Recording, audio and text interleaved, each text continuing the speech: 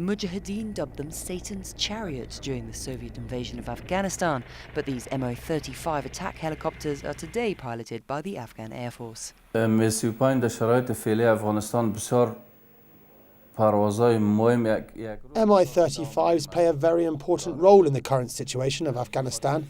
When we were flying with the Mi-35s during the Civil War, we had positive results. We had Mi-35s in all our detachments. We were using them in operations and to support convoys. It was very effective then, and this is why now Afghanistan should have Mi-35s.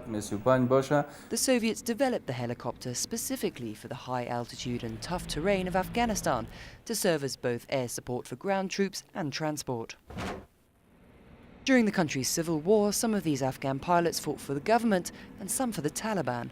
But today they work all together, along with flight crew mentors from the Czech Republic, who are here to show pilots new flight techniques and help with mission planning.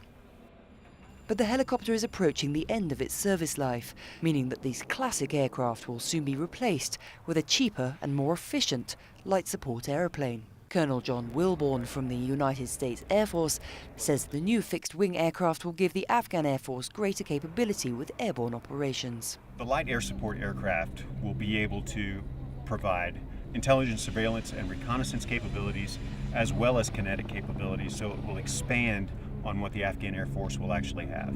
The new aircraft will be a substantial upgrade for the Afghan Air Force, but these planes will only be as good as their pilots. Currently, a Czech mentoring team work closely with Afghan helicopter crews.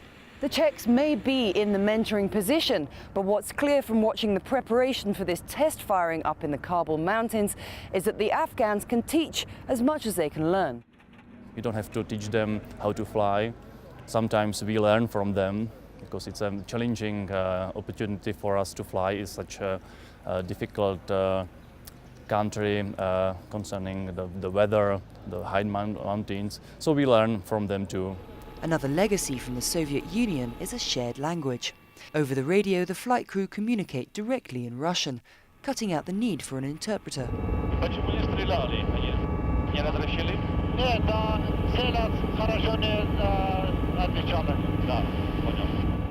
With ongoing training in fixed and rotary wing, the Afghan Air Force will see training continue in-country up to 2017, seeing both old and new pilots taught to better aid troops on the ground. With the right support from their chain of command, mentors say they will be ready. They are very experienced soldiers, they are very experienced aviators. So if there is support for them, they can do the missions. Ruth Owen in Kabul for the NATO channel.